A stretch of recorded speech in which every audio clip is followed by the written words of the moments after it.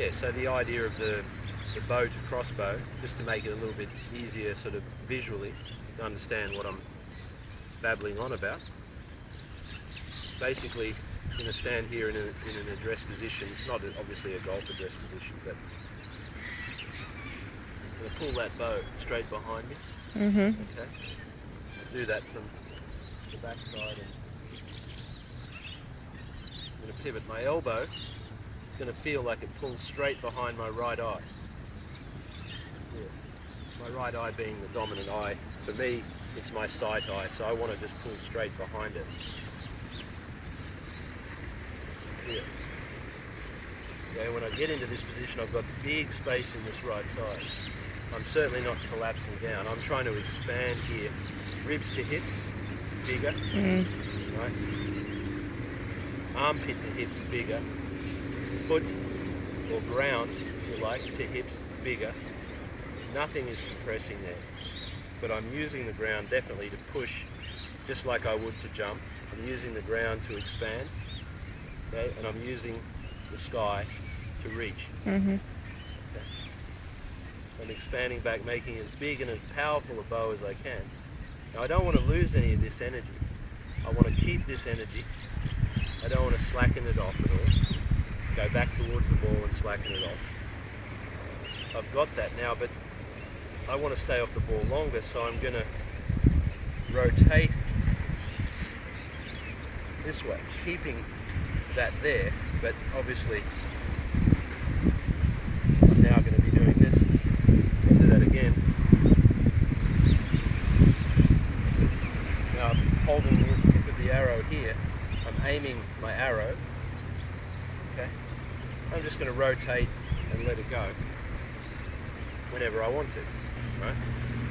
I say whenever I want to, but there's so much energy there, I've got to really work at holding it off, otherwise I'm going to let it go too early. Okay?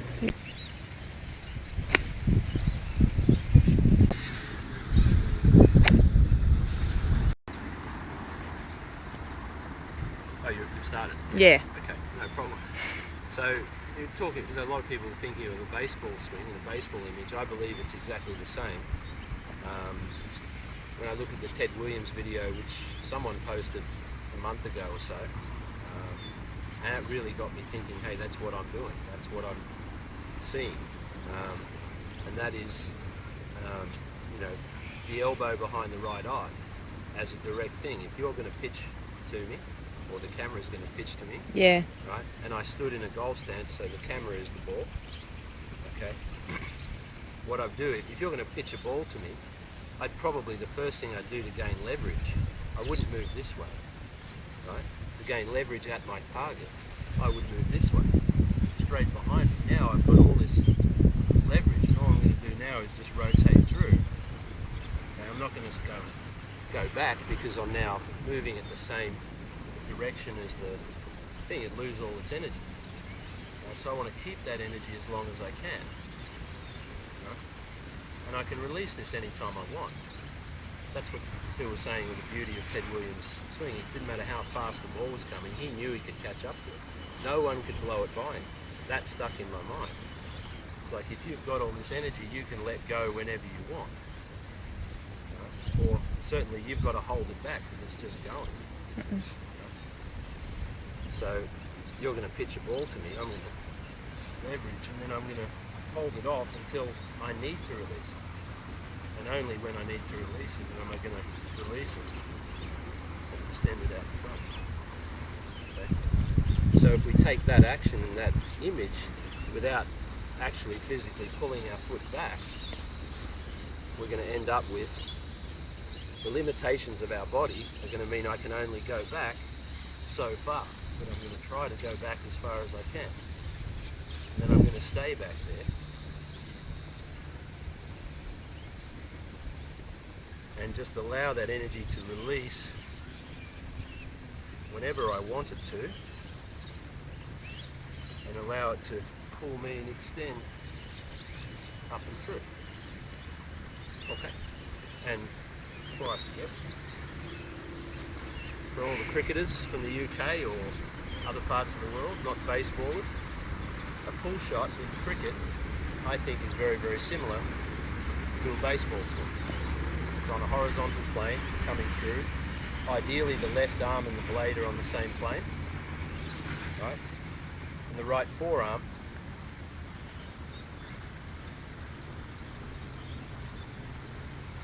is going to hold off, and release through. So you take the bat straight back in the direction of the ball. You don't want to just pick it up anyway. You pick up the ball, and then you're on the plane of the ball. It's coming at you at a certain height, so you're on that plane with the left arm. You aim the blade and extend, release. Very similar. Similar idea. You're not. I don't know any swing where you're trying to make the same circle on the way back and the way through. There's no energy in that. You're not creating any energy. Sure, good athletes can create a lot of energy in their body simply by turning, and they'll create leverage and timing just out of sheer athletic ability. Thank you.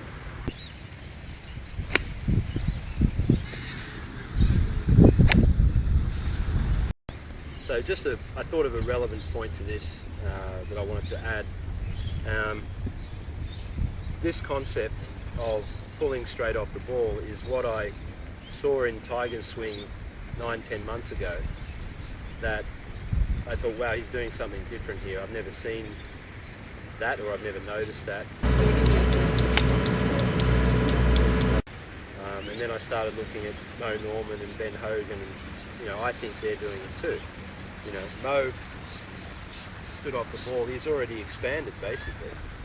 At least the footage I've seen, he's very, very expanded already. He's created all that expansion here, so he doesn't really have to move much. He just pulls it.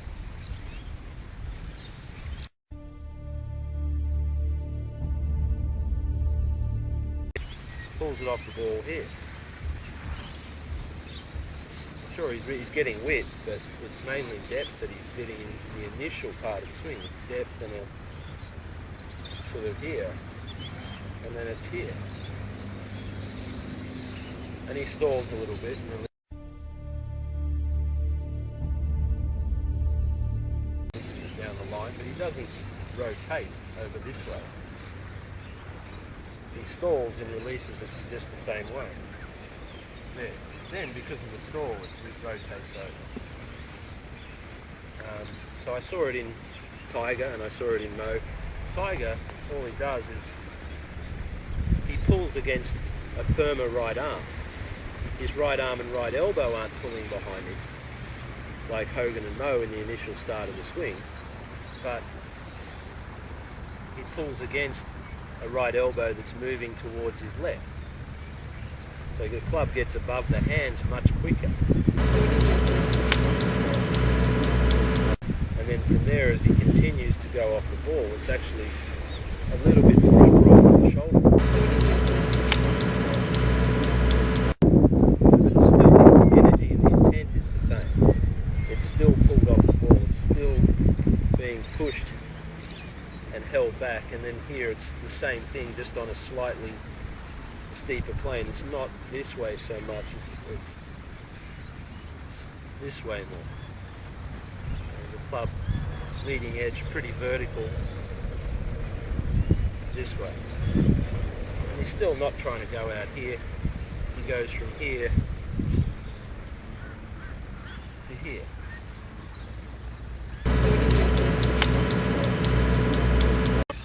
So it is on a slightly different plane, due mainly to trying to keep the club in front of him, what I think anyway.